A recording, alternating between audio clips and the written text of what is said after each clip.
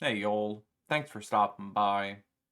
So, a little over a month ago, I made a video about the word clanker and this rise of the meme that you could call robot racism. I don't really have a better term for it, and I know that sounds silly, but fictional racism directed towards AI and robots. Lots of folks will say this is just a meme, just a joke, it's something you shouldn't take serious, it's not that deep. In my first video, I said that people are using this to mask their real world racism. And now we have confirmation of that. There's a couple of skits going around that maybe you've seen them featuring these two top specimens. One woman pretending to be a waitress in the 50s, but now it's about robots instead of about brown and black people. And one guy who's pretending to be Kyle Gordon going through a bevy of different characters about what racism is going to be like in the 2050s. These concepts in a vacuum aren't something that make you racist. You can write a story about fictionalized racism or fantasy racism, and that doesn't make you a racist. However, when you are gleefully inserting yourself into these positions and cosplaying as a racist waitress, saying things like, We don't serve clankers here. We only serve human food here, wirebacks. Sorry, we're fresh out of AAA batteries, tin skins. Why don't you get lost? I just think it's pretty obvious what's going on here with you specifically. You're excited to use this kind of language. The second guy, this Kyle Gordon knockoff, his is even worse because, like I said before, writing fantasy racism doesn't make you racist. But when your analogies are so cheap that you come up with stuff like, Hey, Clanker, didn't you read the sign? This is the humans only bathroom. I guess I gotta teach you a lesson now, oil breath. Whoa, look everyone, it's Jamal 3000. What's the matter, Jamal 3000? All out of henny oil?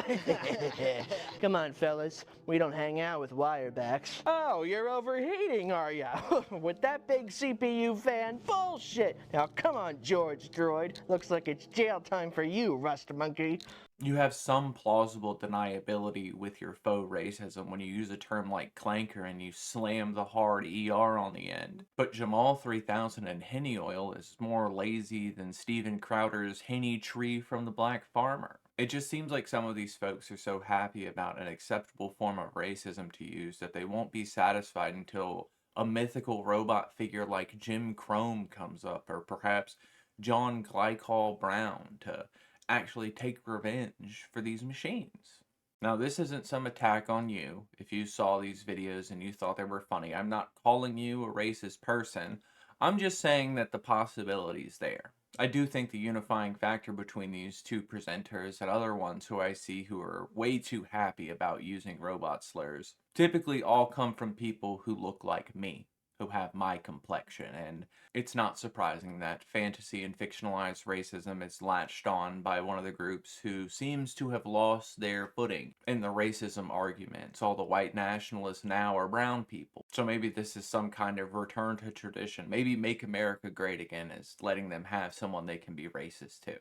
I normally don't like making update videos. I like to say something once and make my point, but this is a pretty outrageous update, and I feel like this is only going to get worse. So, like I said in that video, with this one, if you or one of your friends is laughing at these kind of jokes and they're sending you these and they think it's funny and you're confused about it, you need to address this stuff. This is how actual racism starts, with fantasy and with jokes. Eventually, this will bleed into what you actually believe. You'll start putting these sorts of thoughts onto the people around you.